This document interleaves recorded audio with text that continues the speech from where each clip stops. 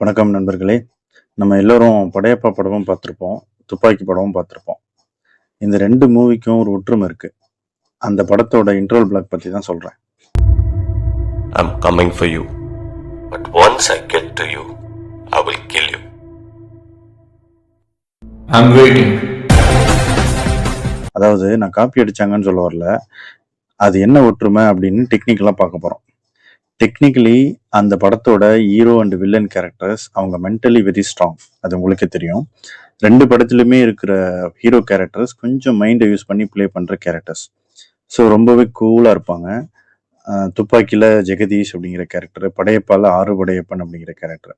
And other side வில்லனை பார்த்தீங்கன்னா அவங்களும் மென்டலி வெரி ஸ்ட்ராங், பட் கொஞ்சம் அவசரப்படுவாங்க.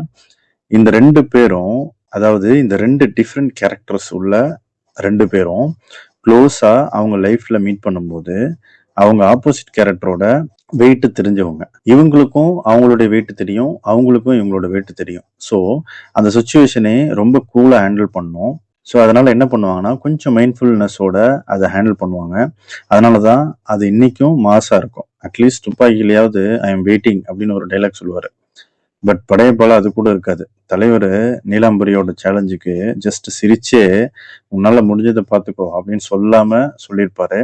அதுக்கப்புறம் என்ன நடந்துச்சு அப்படின்னு சொல்லிட்டு உங்களுக்கு தெரியும். இப்பவும் சொல்றேன், உன்னை விட மாட்டேன்.